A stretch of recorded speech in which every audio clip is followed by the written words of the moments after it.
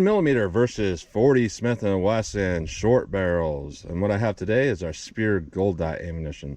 Our 9mm is a 147 grain gold dot hollow point rated at 985 feet per second. Our 40 Smith & Wesson is a 180 grain rated at 1025 feet per second, a 180 grain. And I'm using my Taurus G2C pistols here, 9mm 40 Smith & Wesson that have a 3.2 inch barrel. So why I'm comparing 147 grain to 180 grain is they essentially have the same sectional density. If you didn't know what that means, it means basically scaled down or scaled up. You know, the length of the bullet versus the diameter versus the bullet weight is essentially the same.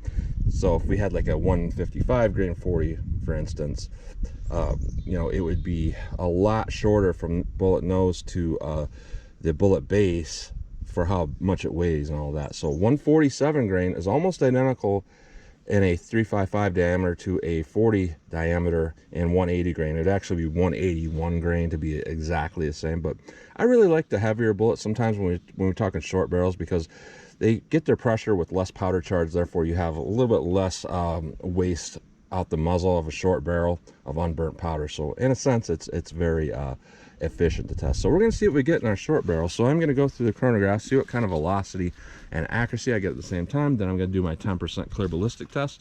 I'm going to go into plain clear ballistics to see what the best potential is of those cartridges are. And then after that, I'm going to do more of a real world simulation where I have 4 layers of denim on the first part here. That is a 3-inch piece that's going to represent our pectoral muscle, followed by a 1/4 inch medium density fiberboard to represent our ribs or sternum.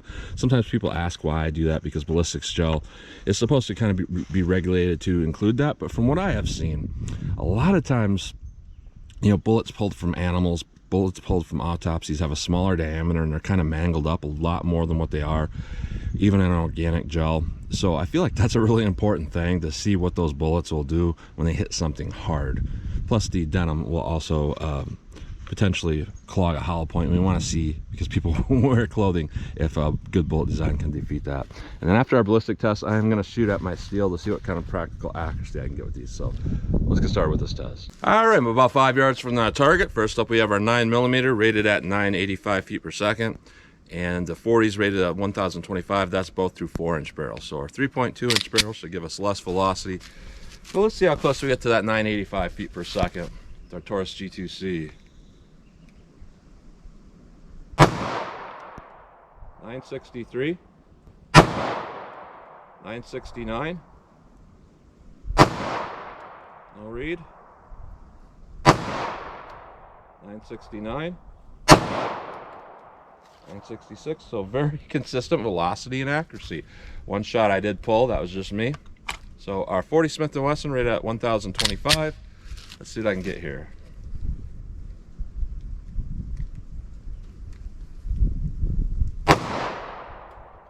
$1,010,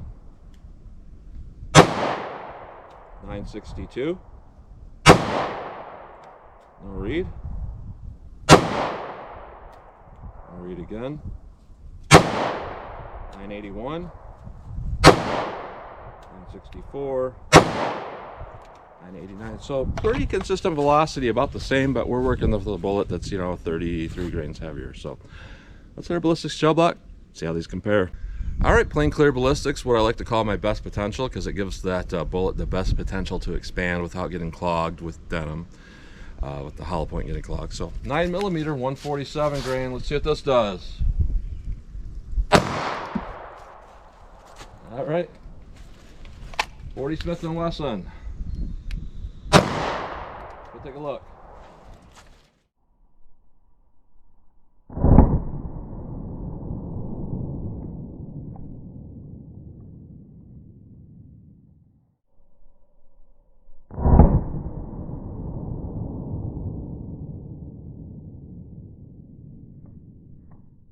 All right, so there's a bit of a difference there, honestly, but it kind of makes sense in a way, because our 9mm, the way that the bullet nose is designed, it's very narrow.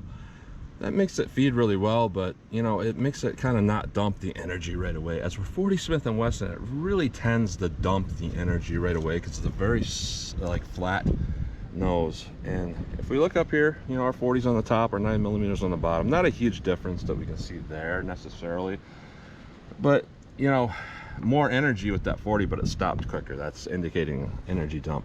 It's kind of hard to see if we got very good expansion with that 9mm because you know, the gel kind of bubbled around that when it came to a rest. But what we can see is that we're at 17 inches of penetration, which is actually pretty ideal. So considering we got that kind of penetration, I'm going to say we probably do have good bullet expansion. Now with our 40 Smith & Wesson, we have a penetration right exactly at 12 inches where our damage path ends. Sometimes camera parallax makes it look like I'm putting my finger somewhere else than where that bullet's at, but we're at 12 inches. So just barely meeting our minimum that the FBI sets for, you know, what kind of penetration is good penetration. You want to get at least that for it to work in most situations. And for expanding so big, from what I can tell, you know, I'm going to say that's not bad. So let's put on our denim, put in our MDF, see how they compare that way. All right, more of our real world simulation. 4 layers of denim, 3 inches of clear ballistics, 1/4 inch medium density fiberboard to represent our ribs. Let's see what our 9mm does.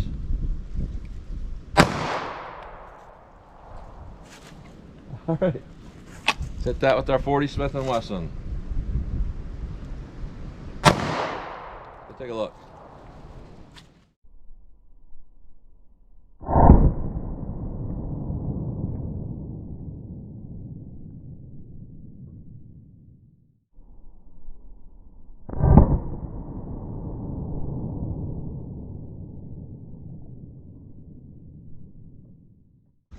All right, so let's pull out our MDF here, and we can see some differences here. I can see right away. 9mm 40 Smith & Wesson. It's very clear that our 40 Smith & Wesson had full expansion even through that denim, or at least as big as it's going to get. That's where our 9mm kind of struggled a little bit.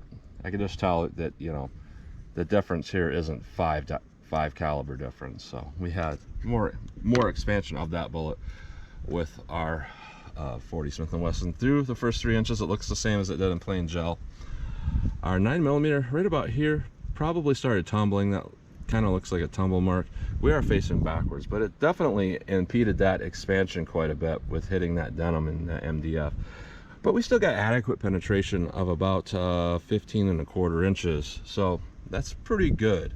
Now with our 40 Smith & Wesson, even though you would look at this little piece here with the 9mm and say, oh, that's more damage than up there. Again, that's probably from tumbling. Up here we see a very consistent tearing path starting from where it entered all the way up to, you know, 10-11 inches, and then the track went down a little bit smaller, and we can definitely see we have good expansion with our 40 Smith & Wesson, and the bullet is definitely smaller around, and that's why I use the MDF, because, you know, reforming of that bullet and seeing bullet mangling is something I've seen and real world bullets pulled from like animals and whatnot. So to me, that's what you want to see. So we're at about 17 inches, about the same where the 9mm was through plain gel with our 40 Smith & Wesson. So as far as terminal ballistics go, both these are fine, but I would say our 40 is probably just a little bit more ideal for the way it's dumping that energy. So let's take a close-up look at these, and then I'm going to shoot up my steel, see what kind of practical accuracy shootability I can get with these. All right, so taking a look at these bullets here, plain clear ballistics, our 9mm, fantastic performance, perfect flowering, what we might expect with a gold dot. Even our 147 grain flowered out quite well, but it looks pretty unimpressive when we compare it to our 40 Smith & Wesson, which not only did it expand, and it's bigger because it's a bigger bullet, but it looks like the percentage of expansion, at least from what I can tell, looks quite a bit bigger here. So when we talk about the amount of damage that a bullet can cause, yeah, you're going to get pretty good performance with our 40 Smith & Wesson. You know, that's why law enforcement used it for about, you know, 20-25 years before they started going back to 9mm. Still a fantastic cartridge. Now our 9mm, when we look at going through our medium density fiberboard, we have some expansion on some sides of that bullet, and the other side didn't want to do so much. And really, that what that is from tumbling, and we kind of suggested it was tumbling when we saw it hit the MDF and the bullet was backwards. So that makes a whole lot of sense. You know, you're going to hit something the first 3 inches here, and some of it expands, some of it doesn't. Now it's going to dig in and start rolling around because of partial expansion. Now with our 40 Smith & Wesson, we have a very flat nose with a much larger hollow cavity. So what you might expect there is, you know, even though it filled with denim, we still got pretty good expansion, about as big as the 9mm through our plain gel. So saying that, you're pretty much saying right here how much better the 40 is. You know, this had as much expansion with all that deformation, all that denim in there as the 9 through the plain gel. So this is definitely better performance overall with our 40 Smith & Wesson. However, the shootability is quite a bit more difficult with the 40 Smith & Wesson. A lot of people say it's snappy. I don't necessarily think it's snappy so much, especially when we're talking about 4 to 5 inch barrels. Not a big difference there, but two things here. One, the 9mm is a lot softer shooting when you're talking a 147 grain than like a 124 grain or something like that, at least in my experience. It kind of gets a slight amount of muzzle rise, as where the 40 Smith & Wesson, you get a lot of muzzle rise and you get quite a bit of snappiness that when you put in a short barrel, it becomes very apparent what is going on. So if I had to carry one of these calibers, even though this looks fantastic here, I would be carrying the 9mm if we're talking a short barrel, because I can rely on that being able to hit my target without thinking too much about it. Now, when we go into my 5 inch barrels, I would go with 40 Smith & Wesson all day. But when we're adding that recoil, I think our 9mm is kind of better here in that regard. So that's a close-up look at those bullets. All right, I'm about 12 yards from the target, so let me just see what kind of practical shootability, like a double tap, I can do here. So I'm gonna get a sight picture and I'm gonna pop off a couple rounds, see how these 9mm feel. All right, 40 Smith & Wesson. Let's see what this does for me. All right, a little bit different point of impact, and definitely more muzzle rise, because I kind of lost track of that front sight on that second shot. So let's back up a little bit and see what kind of just practical shootability I can get with these short barrels at, I'm gonna do 40 yards. All right, so my 40-yard marker is right about there, so about 40 yards from the muzzle. I always find this stuff kind of interesting, especially after that Dickin incident in 2022. So no pressure here, I'm just gonna aim center mass, see if I can hit this target at 40 yards with our 9mm here.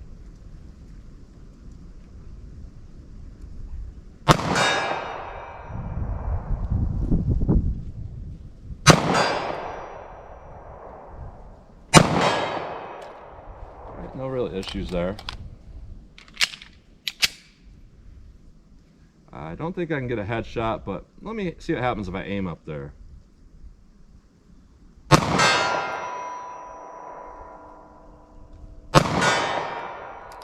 All right, so not particularly accurate for me.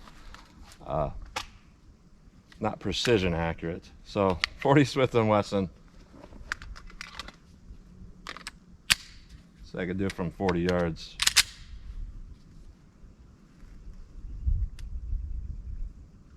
Huh. Not sure where I hit with that.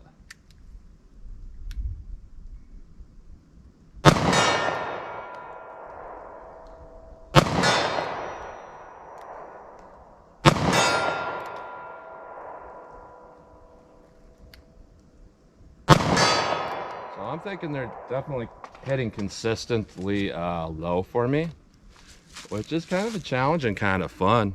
Let me back up to 75 yards, and at this point we're gonna leave all the usable information right here, because when I start backing up for there to that distance, you know, I'm gonna start missing. There's not much practical use for that, but I always enjoy it because it's a challenge, and that's really the only purpose. So let me back it up. All right, 75 yards just for fun, 9mm. Both these pistols were impacting quite a bit low, so I'll probably have to aim a little bit high, but I'll try to do like shoulder height for my point of aim. So let's see what I can do with our 9mm.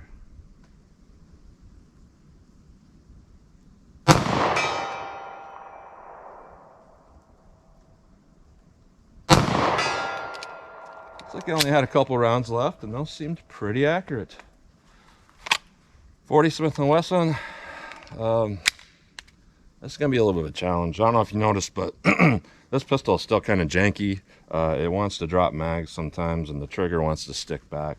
You know what? This G2C in the 9mm is a fantastic pistol for the money, but in the 40 caliber, not so much. So I have to hold a little bit different not to push on the bottom of the magazine too much. So let's see if I can make any hits.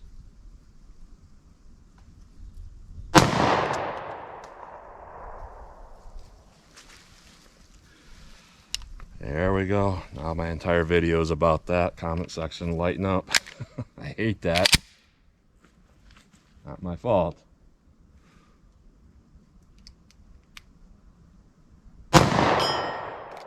Definitely quite low.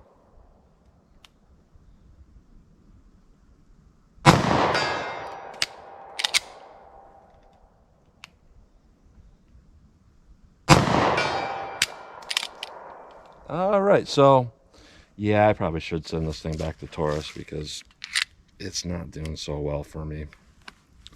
But judging by getting a couple hits, I would say it's about as accurate as that 9mm. Both are pretty accurate, so I would say fantastic performance really for both. The 40 Smith & Wesson is a little bit better in our terminal ballistics, definitely. However, even if this pistol had absolutely no issues at all, I can definitely see a big difference in the shootability of it and the confidence I have with it.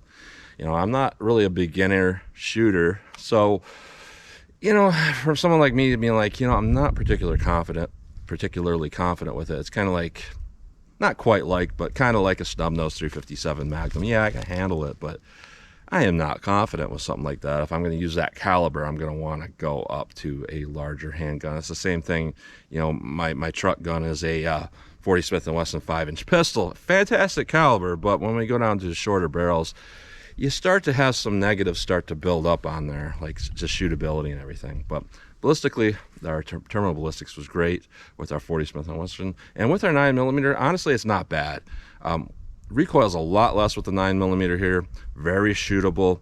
I don't love 9mm performance, but it always seems to me like the 147 grain seems to always look a little bit better in the ballistic testing when I test it. It just, for what you're getting, you know, you get recoil that's about like 38 special or less with our 147 grain 9mm, and we still have a lot of good damage, very easy shootability. It seems like 9mm 147 grain has always been a little more accurate for me than the lighter grains. So take it for what it is. I would say here overall, if we judge everything overall, I would say 9mm is pretty good here.